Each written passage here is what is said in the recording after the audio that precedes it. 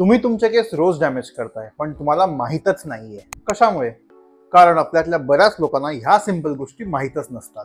जेव्हा आपला डॅन्ड्रफ होतो, बॉल्ड पॅचेस येतात किंवा हेअरफॉल होऊ लागतो, तेव्हा आपल्याला लक्षात येतं की अरे अच्छा, हे जे मी करत होतो हे सर्व चुकीचं आहे. सो आजच्या व्हिडिओमध्ये मी तुम्हाला असे 7 कॉमन हॅबिट्स सांगणार आहे जे बरेच लोक करत आहेत आणि आपल्या केसांची वाट लावत आहेत. चॅनलवर नवीन असाल तर पहिले सबस्क्राईब करा, कारण तुमचे केस एकदा गेले तर मी पण तुमची हेल्प नाही करू शकणार. पहिले आपण कॉमन मिस्टेक्स पण चालू करूया जे ऑलमोस्ट सगळेच लोक करतात, आणि नंतर आपण बघूया की कुठले थोडे अनकॉमन मिस्टेक आहेत जे मी तुम्हाला माहित किंवा माहित नसतील. तुम्ही मला नक्की कॉमेंट करून सांगा की तुम्ही कुठली मिस्टेक करताय यातली. मिस्टेक नंबर 1, रोज शॅम्पू करणं आणि तो पण मिळेल तो शॅम्पू वापरणं. ही सर्वात मोठी मिस्टेक आहे. शॅम्पू किती वेळा करावा हा तर एक डिबेटेबल टॉपिक आहे, आणि माझ्या मते तो तुम्ही तुमच्या लाईफस्टाईलला सूट होईल तसं करावं. जर तुम्ही जिम वर्कआउट्स करत असाल किंवा स्पोर्ट्स पर्सन असाल किंवा तुमची लाईफस्टाईल अगदीच ऍक्टिव्ह आहे तर तुम्हाला डेली हेअर वॉश करणं तर गरजेचं आहे, पण त्याच्यावर पण इम्पॉर्टंट आहे की तुम्ही कुठला शॅम्पू वापरताय. जर तुम्ही डेली शॅम्पू करताय तर एक तर आपल्याला माइल्ड शॅम्पू यूज करायचा आहे, आणि तो पण पाण्यात डायल्यूट करूनच यूज करायचा आहे. जर तुम्ही पॅराबेन आणि सल्फेट फ्री शॅम्पू यूज केला तर उत्तम. शॅम्पू तुमच्या केसांमधून स्वेट, डस्ट तर काढतोच, पण त्याच सोबत नॅचरल ऑइल्स पण खेचून घेतो जे आपल्या हेअरसाठी गरजेचे असतात.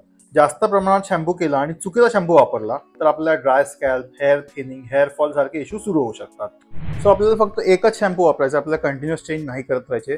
सेकंडली आपल्याला एक माइल्ड, जेंटल, पॅराबेन आणि सल्फेट फ्री शॅम्पू वापरायचा आहे, आणि आपण कधी पण कुठला पण शॅम्पू वापरू, किती पण तो माइल्ड असेल तरी आपल्याला तो पाण्यात डायल्यूट करूनच वापरायचा आहे. माझे जे पर्सनल फेवरेट शॅम्पू आहेत त्याची सगळ्याचे लिंक्स मी डिस्क्रिप्शनमध्ये दिले आहेत, तुम्ही नंतर चेक करू शकता. मिस्टेक नंबर 2 म्हणजे पाणी. जर तुम्ही खूप सारे हेअर प्रोडक्ट्स ट्राय करून बघितलेत आणि तरीही तुमचा हेअर फॉल, डॅन्ड्रफ किंवा हेअरचे इश्यूज जात नाहीयेत तर शक्यता असू शकते की तुमचं शॉवरचं पाणी प्रॉब्लेम आहे.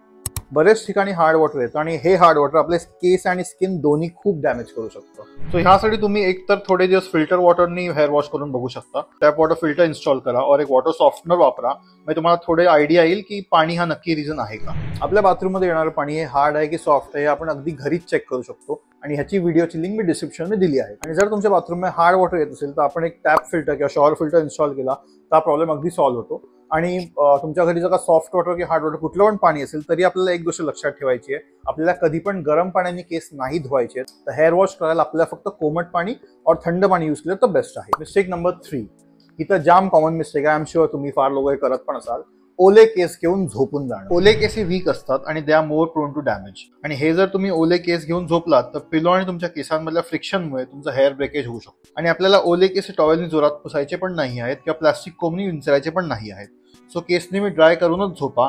बोनस टिप म्हणजे नेहमी एक सिल्क पिलो केस वापरा, ज्याने केस कमी तुटतात आणि शाईन पण वाढते. Mistake number 4, hair styling products.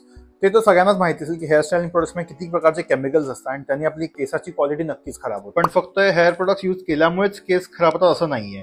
जर तुम्ही हे प्रोडक्ट्स ओव्हर यूज करताय किंवा डेली यूज करताय आणि प्लस तुम्ही हे यूज केल्यानंतर दिवसभर तसेच बाहेर फिरून तसेच घाणेरडे केस घेऊन झोपताय तर तुमचे केस नक्कीच डॅमेज होणार. सो जेव्हा पण हेअर प्रोडक्ट्स यूज कराल तेव्हा मेक शुअर ते वॉश करूनच झोपा.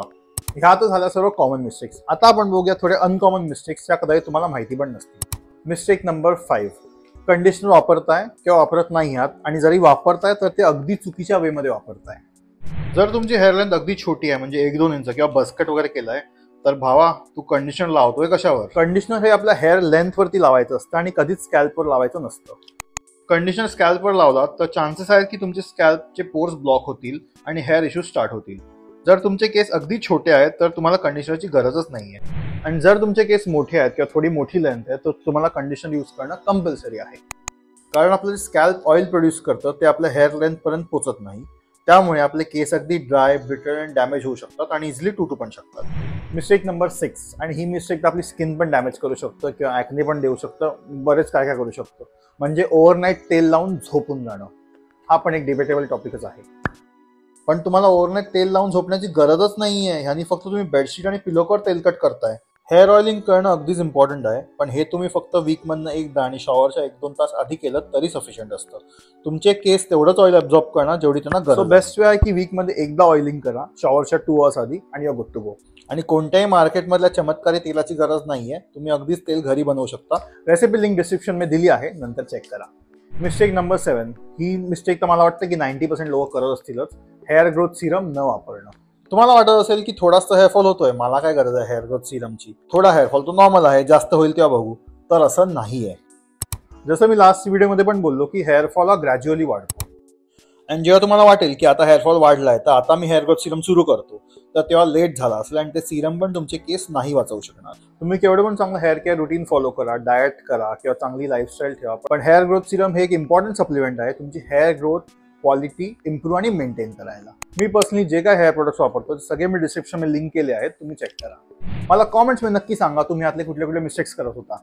सो आय होप तुम्हाला आजचा व्हिडिओ नक्की आवडला असेल, आणि व्हिडिओ आवडला असेल तर प्लीज लाईक करा, कॉमेंट करा, शेअर करा तुमच्या सर्व मित्रांसोबत, आणि चॅनलला पण सबस्क्राईब करा. तोपर्यंत स्वतःची काळजी घ्या आणि आपण भेटू पुढच्या व्हिडिओमध्ये. तोपर्यंत ओके, बाय.